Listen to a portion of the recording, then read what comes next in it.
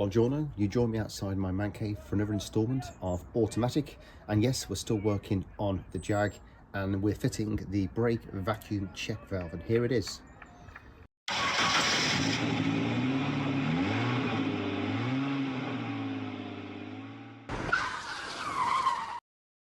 So as a bit of a recap, you can recall the last episode we were painting the scuttle or the front air scoop, and so we've done that. And I also spoke about the fact that when I've just briefly moved the car on the driveway, the brakes aren't particularly good. It looks like they don't feel like they're servo assisted whatsoever. And then then I kind of had a flashback of reinstalling the carbs and playing around with the brake vacuum canister just underneath the carbs, and noticed that this little chappy here, the secondary pipe, you could move in and out, and I wonder whether or not we've got a bit of a leak there. So today we're going to look and see if we can replace this, which means I'll probably take the air filter off again, and it might give us an opportunity to balance the carbs. And I also want to check the brake switch because the brake lights aren't working, and so that's probably the first port of call. But unfortunately that is the most inaccessible place ever, so I might need to remove some of the splash or the splash guards or inner wheel arch thingamajigs, so they're going to come off as well. And the only other kind of notable update is the dent on the wing, which I'll show you again in a bit. I've actually got that booked in to a paint shop next month, so now we've got a bit of a timeline or a critical path, because I really want to get the car to the garage. I think it's the 13th or the 16th to get the paint done, so we've got some stuff to do. We want to get this working. We need to fix the brake switch, so we've got brake lights, and it'd be a good opportunity to balance the carbs as we spoke before, and also just check the mixture. So hopefully today we'll certainly get this fitted. We'll definitely confirm whether or not we've got a brake switch problem and get that ordered, and we'll look at balancing those carbs too. And whilst I've taken off those splash guards around the engine bay, it might be an opportune moment just to give things a bit of a tidy up down there as well. Nothing too glamorous or comprehensive, but enough just to make it look a bit more pleasing on the eye. So yeah, that is what I'm going to do on this fine Saturday morning whilst I'm at home all alone. So I'll show you around it. So you can see, you can probably tell, it's sitting high. I've jacked the front of the car up and I've taken the wheels off, and I'm going to give them a clean whilst they're off there. So if I go around here now, you can see we spoke about that scratch there, so that's going to get sorted. But also, actually, there's some chips at the side of the bonnet and on the other side, so I'm going to get those done too. And I've been really clear with the guys that we don't want it to perfection. We want it tidy and keep the condition commensurate with the age of the car. But that's going to get done anyway. I think that will make a big difference, because that dent there, it does certainly take it takes your attention quite quickly. So we want to get that fixed. Okay, then so lifting up the bonnet. Right, you can see I've moved these splash guards on either side. They would sit here ordinarily. It gives us some good access to the side of the car. So before we talk about the brakes and stuff, whether else, what I think I'll do is, whilst I'm down here, I'm just going to give these a bit of a brush up. I know that those have been laid up for a long time. I know that having gone through the service history, this car throughout the noughties was taken to Jaguar, Ryland Jaguar in Chester, I think, routinely, and I know that a lot of the arms and bushes were replaced, so I think they seem fine, so I'm not going to worry about them just yet. So it's just a case of just see what we can do locally to give this a bit of a spruce up whilst we've got the wheels off. So that's going to be the plan. But going back to things perhaps more important to the driving of the car, I need to take this airbox off. Again, this is looking nice and clean. I refurbished this during the winter, and then you can see down here now we've got, it's almost like a colostomy bag really. It's a funny shaped thing, but there we go. This is this canister, vacuum canister, and so what that does, obviously that takes a line from the manifold, and there's another line that goes through the bulkhead all the way there on to the brake servo, which on the other side of the car, which I'll show you in a moment. And if you look in here, now I don't have much light, but I'll sort that out. Just around, can you see? Let's have a look. Here we go. So there is the old valve here we've just spoken about, and when I get that off, I'll show you what was wrong with the current one and where we might be getting a bit of an air leak from. That's what we're going to have a look at first and foremost. I'm surprised I didn't think about it a bit sooner actually. There we go. And the only reason I've returned the camera, and the only reason I know that is because when I was putting, I replaced the clutch on my MGB some time ago now, and then I remember removing the hose from the servo, the brake master, the brake servo, and the brakes were rubbish.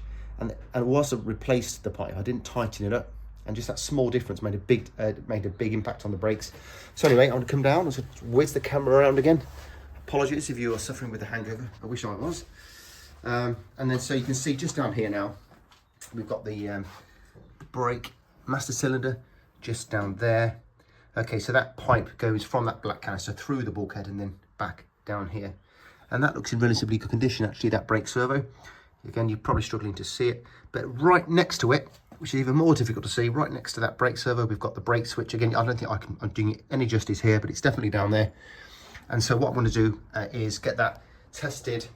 Sorry, got to get that tested as well, so we can get one of those switches ordered. So yeah, so lots to do today. If we can get the that valve replaced, get it tidied up a little bit, and then I think we're cooking on gas and we're winning. Come off nice and easy. Now this used to be obviously lift and drive, because it was American. So whoever's put this on has had to cater for this pedal box here, or the brake pedal box. And so I only really worked it out a couple of months ago that you need to cut in to the air filter in order to enable the it to fit into the tray here. Right, okay, well that's off, nice and easy. Just collecting a bit of dirt as well, interesting. Right, okay.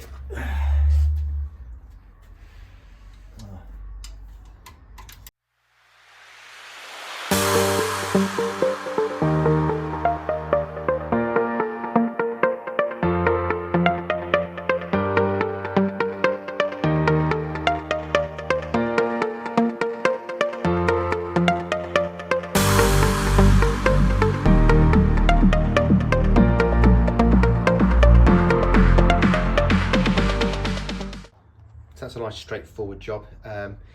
Interestingly, just here you can see now we've not done much on the carbs, but let me tell you, that was probably the core part of the story today, and getting these things working and back on and balanced originally. But we said we're going to double check the balancing and also the mixture, but they're on. But you can just see the difference in terms of E-types, I think, when they were originally released, and in terms of the SU carbs, and obviously it stayed that way in the UK market. But with the Strongbergs in the 70s, you know, in particular, just the different devices that were put onto these things to make them as efficient as possible. So on the kind of the base of the air filter, we've got this little switch here. Now I'm not sure what it's called, but there's a pipe that goes from the manifold into this switch here, and there's another pipe that should go into then, I think, this extra valve here, which does something about managing the flow of air into the airbox. There's also something called a heat riser, which I don't have, but that then goes across the engine. It's all about trying to make the combustion cycle process as efficient as possible. But it's all well and good, but then if you try and put it back together with missing hoses and bits and bobs, it's quite difficult. So there's a couple of things missing actually. I'm missing the pipe that goes from that to the PCV boot. So that's, I'll put that in there as a temporary measure. That needed to be replaced. Actually, just what I mean, I've taken off and cleaned the filter, the gauze inside that PVC thing as well. So that's been done. But yeah, so here we are. So we should have a bit more access. I'll just remove this rubber pipe if I can. There we go, and smash it onto the rest of the car. Again, a bit more patina. Excellent. Right, we'll put that out the way for a second. So you can see now we've got a bit more access to this valve. Now I'm pretty sure, having looked at the diagram in line, that the valve actually screws in directly to the canister. There's a threaded neck that will go into that, so that's already is posing some questions to me. But let me get it off and let me tell you what I think the issue was with this particular valve.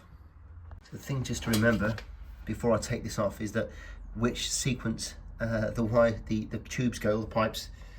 So the top one goes to the manifold, and then the second pipe there goes through the bulkhead, which is this pipe here, and then to the other side of the servo. So that's the thing to remember there. And actually, if you check the valve itself, it's obviously a one-way valve, so you can suck through the top pipe, and obviously that pulls in air through here, but you can't do it the other way around. So that's how the pipe works. So we know it can go in that orientation. This one here goes to the manifold, and this bottom one goes to the pipe that goes through the bulkhead to this servo. Sounds straightforward. Okay, so you can see the issue we had. Well, there's a couple of issues I've noticed, but the one that is that the pipe, the secondary pipe, so i.e., let's have a look, the second one down there, the one I'm not holding, is still in the pipe, and the one there is missing. So I wonder whether or not, again, that was causing a leak potentially for us. And the more concerning thing is that our new one doesn't have one of these at the very base. So I wonder whether I need to somehow get this out of the valve and then replace it in the new one. I'd say I haven't looked at pictures. I thought that net was threaded and this would screw into it. But okay, let's see if we can take that off and then replace it onto the onto the replacement valve as well. There we are. So yeah, I've just put some lubricant on this to see if we can free that up, but that's going to be a bit of a bugger actually. So yeah, what I can't do is damage it, because I'm not sure what part that is, because I'll get the diagram up on the screen shortly, but they don't come with one of them. It's normally fixed onto the actual canister. Strange. Okay, and I did actually manage to get the peak that should go into the old valve, so this would then, sorry, excuse me, so that obviously goes into the hole here. So I managed to pull it up, but damage it in the process, which is fine because it's going to go in the bin. But it's funny how that even came away. Interesting. How bizarre. Right, let me see if we can get this thing out, and let's see if we can reinstall it on the new one onto the car. Okay, so that's done now. This little, I'm not sure what we call this, grub or this little small pipe threaded, didn't really want to go into the new valve, to be frank, but it's gone, and it's with a bit of force, delicate force, it's now gone in, and I think it's made a good seal, so I'm not too worried about that. So I think we are now hot to trot. It's a funny looking thing, isn't it? It looks like it belongs on a tank or something, doesn't it? Right, okay, let's get it onto the car. Right, so we're just connecting the pipe. Yeah, I'm pretty sure this isn't stock, but it'll have to do. We need brakes. I mean, they come in handy, don't they? Alright, make sure that's properly on. No air leaks. Alright, and that's probably good enough for government work.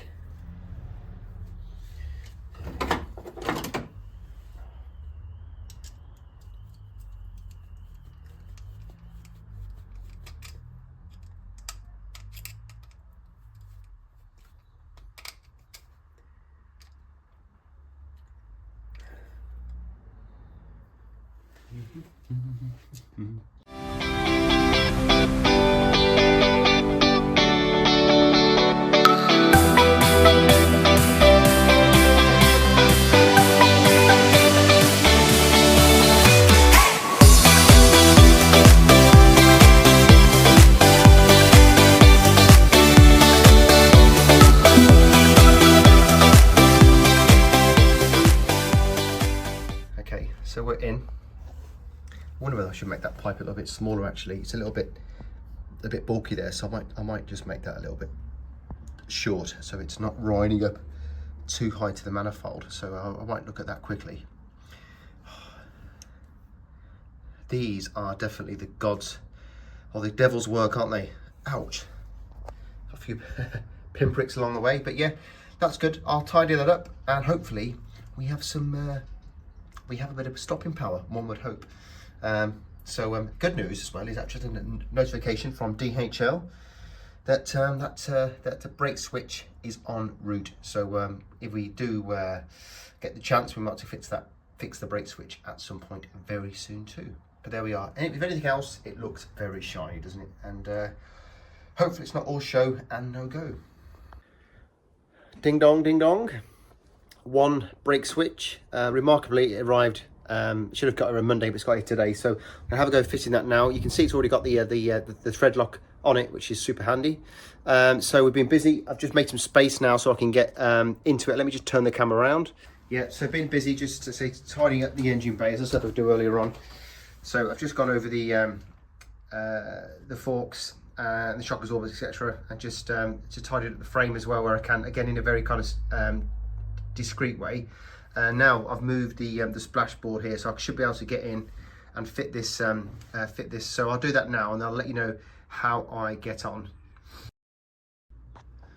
Yep. So you might not be able to see. You follow those green wires down. Oops, sorry. Yeah, you probably can't see, but if you follow those green wires there, you can see that's the new switch in.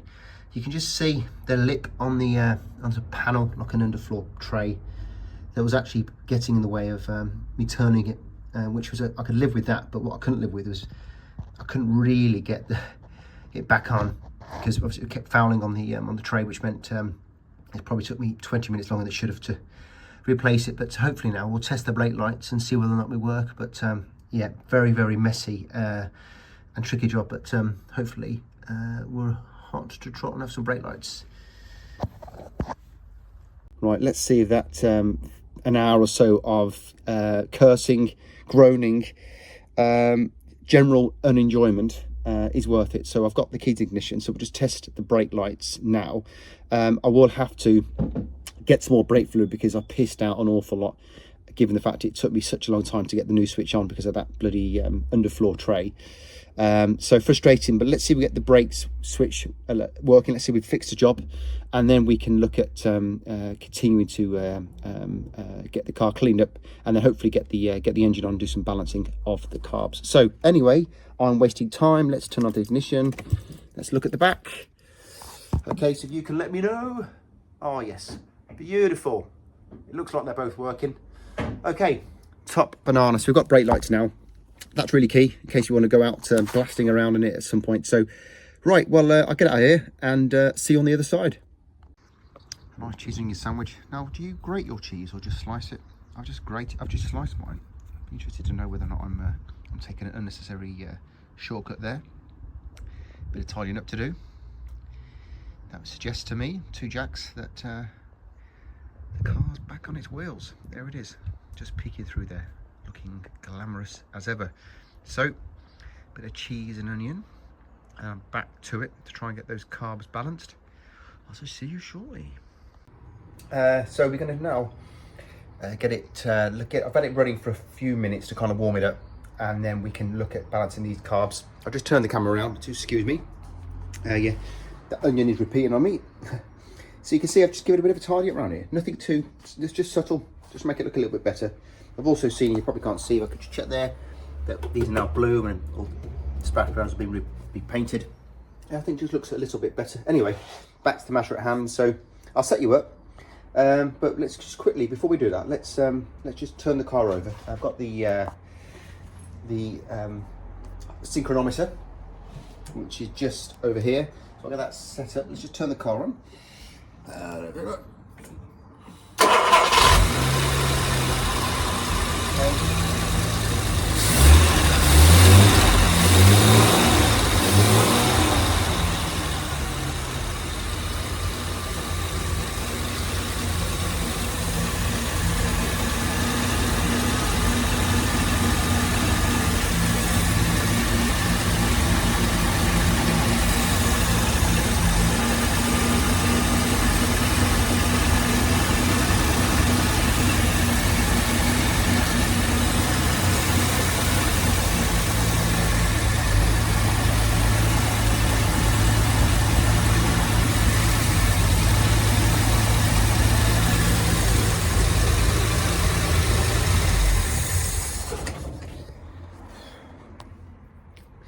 Well, the front one is pulling a little bit more, albeit when I adjust that little throttle, I think it's a bit sticky. They seem balanced, albeit pulling far too much. You'd look at, I guess you'd be looking at 5, 6, 7 or 8, I guess, but it's around 25 each, or just under 25. Once I reset that little throttle spindle on the front carb. So I've checked. There's no air. There's no vacuum leaks. I don't think so. Obviously, to check where I fitted that brake valve yesterday, whether that would be causing something, but I'll check that now. The other thing I might quickly do is then start to check the mixture. What I'm going to use to check the mixture, all right, is something called a a Gunson colour tune. And basically, those that don't know, they plug it into the spark plug hole, and then you can actually look at the flame, and obviously looking to try and get like a nice dark blue flame, so you can adjust the mixture. So I've also got somewhere in my pocket just the adjuster tool here, so it might be that they're running a bit rich. That's what might be pulling, making it pull too much air. The revs are already about 800 RPM, so it seems like it's idling at the right RPM. The carbs are relatively balanced, yet but they're pulling far too much air. So I think it's either an air leak, or it might be running a bit too rich. So let's start with, given the fact that I don't think there's an air leak, I do have some easy, did I say brake cleaner? It's definitely easy to start, so I've got some of that anyway, so if I need to, we can just see if we can hunt out an air leak. So I'll set you up and let's see if we can get make some progress.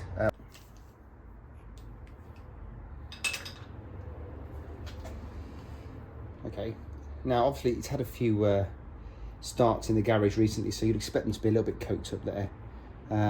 Yeah, so clearly running rich. I guess, albeit not mega smoky or coked up. So what we'll do is we'll put that aside. You kind of got a view on what you're looking for there, so you can just see you're obviously looking for about 15 parts oxygen to 1 part fuel, aren't you? So it's just looking at where they're kind of giving you a view on light blue, orange and yellow. So I'm expecting that perhaps once we get and look at this carb that we're probably going to see more of an amber colour rather than a blue. That's what I'm expecting, but who knows? Who knows? This car has been it's full of surprises. We're just seeing there, we're not seeing any amber. But as we stick on a few revs, we are seeing a lot more kind of yellow. So let's see if we can adjust the mixture now.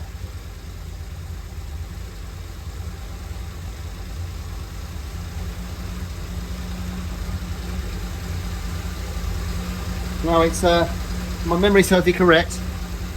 We've got to go left to left. Oh, sorry, anti-clockwise to lean up the mixture.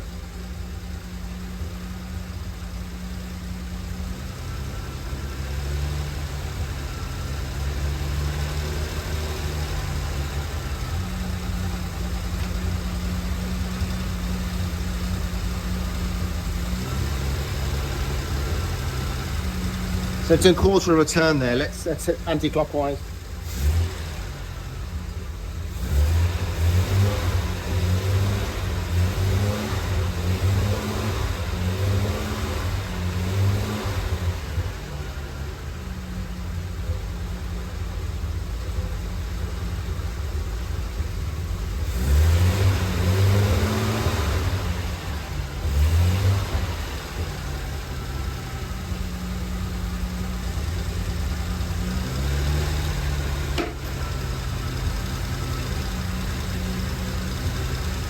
That's just one smart plug, I think.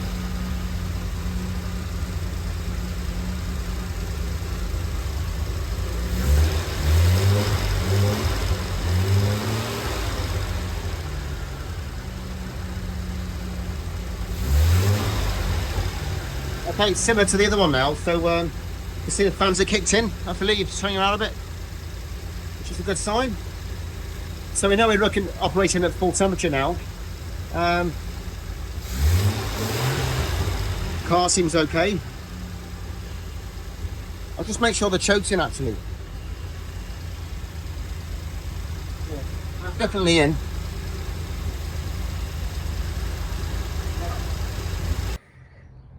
Yeah, so that, you don't heard that dump before. That was my head just off the clamshell here as I sat up. So yeah, a bit of an injury there, a war wound. But I didn't realise that. I just had a quick look back. I wasn't showing you how I was adjusting the carbs. So what I'll do is now I'll quickly set up. And for those that are interested, to kind of get to see on how we how the experts, which I don't include myself, set up the strong words in terms of adjusting the mixture. So 2 shakes, and I'll show you. Okay, so yeah, so just on the carbs, pretty straightforward. But also you take the dash pot out, and then what you have in here is an adjustable jet. Now you probably remember on an early video when I first got the carbs done, when I first bought the car, you know, I did what a lot of people do who had a car with Stromberg carbs. Just put that there for a moment. I bought myself an adjuster tool. There's a little, if you see that little nib on there, just make sure the camera can focus in on there a little bit. It's a little nib on the end. And that goes in to the top of the jet, and there's a little cutout in the jet, and you can go in there. That fixes the jet as you then adjust the needle. And as I say, right, it lifts up the needle to obviously given it's tapered and it's more fuel in, and left then does the opposite. When I stuck the needle in, and when I bought this tool, the actual collar within the old carbs, or the ones that before I got them refurb, didn't have a nib. So in essence, they were non-adjustable. So what that meant was, so obviously I'll just show you quickly. So they go into there, and again, I can perhaps show you the nib if you are interested. So I'll take you off the stand. You look at down there, you'll see the little collar, and there's a little cutout there. Hopefully you can just see that. In fact, there's two, so you got twice the chance of making successful connection. So anyway, that goes in there. The ones that I had before were non-adjustable. What that means is that, again, we said previously that for the American market, and they were very conscious about emissions, certainly in the early 70s, Jaguar come up for a couple of years, from about 70, with non-adjustable carbs. And so they configured the needles in such a way that they were self-adjusting. I don't know how it worked, but they were kind of on a bit of an angle, actually, from what I could see. So I can adjust the carbs. So when I got the car, I remember the float needles were stuck, the spindles were leaking.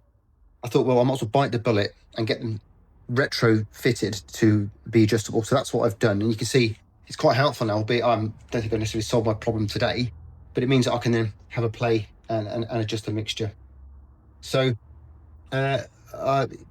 well, what I'm going to do is I need to search for an air leak, really, because I think the carbs are fine in terms of the mixture.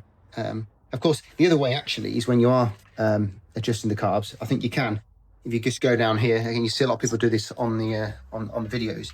It's just lift up the a smidgen, lift up the needle. If you did the piston rather, and if you do that, if you lift it up and it starts to die, then you know that the car is a bit too lean. If you lift it up and it starts to increase in revs, run away a little bit, then that's too rich.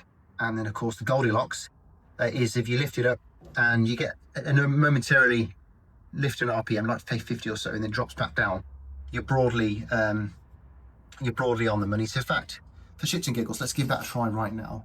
It might be that reverting back to more traditional methods would be might be more helpful. So I need to clear up really, because I'm in a bit of a mess here. You know, when you work on the car for hours and then you just get, there we are. you just have enough for the day, don't you? Right, okay, let's just turn the car on quickly.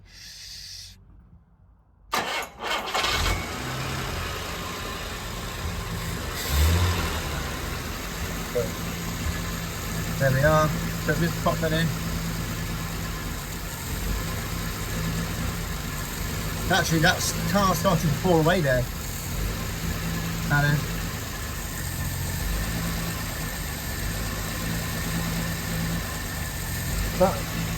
But in actual fact, I've probably leaned up the mixture too much there. So what I might do is just give it a quarter of a turn back, because I think I did about half a turn each leaning. That might be a squeeze too much, so I'll go back another quarter, and then I'm probably in the ballpark. They're definitely too rich. This is where really, you know, you can follow the theory, but it's the practice and the years of experience. You need a professional. So it might be that I get all the car set up, and it might be that I can take it to my local Jag specialist, and they look after the Aston for me, actually. So, and I think that will be the plan at some point. Is, you know, you've got to be a realist, haven't you? You get the car on the road, make sure everything's working, and then you are going to use it, you know, more regularly. Then it's probably worthwhile. If you are an enthusiastic amateur like myself, it's probably worth getting it checked out, which I will do anyway in the next month or two. So that'll be the plan. So let's just adjust that, and then I'm going to close it up, and then I might give the car a bit of a clean, and then I'm going to swap these two round. Yeah, that is the plan. We're driving this car again soon, definitely, but I'm just going to move it around now, just onto the road and then back, so that I can swap the cars round. I do need to bleed the brakes. I've just done too much. I've literally probably all weekend in and out of visiting people, and, you know, had a few beers and whatever else. You know, it's been a busy weekend, and it feels like we've only done a little bit, but what have we done? We fixed the brake vacuum check valve. Almost say that now. We also checked the carbs, and actually I did have a play with them again afterwards, and they were sitting at about 12.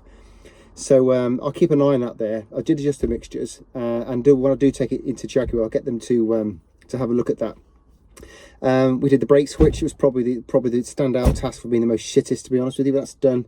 And also we just spruced up some of the front forks and suspension and whatever else there, and also the splash plates. Yeah, so on the whole, yeah, it's looking good. We could clean the car. Hours and hours of, isn't it just hours and hours? But yeah, I guess you build a bit of a relationship. It's either love or hate, or hate. Definitely not love, but no, onwards and upwards. So really, the next time you'll hear from me is when perhaps we're going to drive it to the paint shop. Perhaps we'll film that, and hopefully we get there in one piece. And that'll be it, really. I think then perhaps we start to work out what we're going to do with it. Perhaps we'll sum up and work out what we spent on the car, perhaps what I'll pay for it as well. So let's see, give you an insight into, oh, that's a nice XR3i there. In fact, no, it's an RS Turbo Escort Mark IV. Very nice.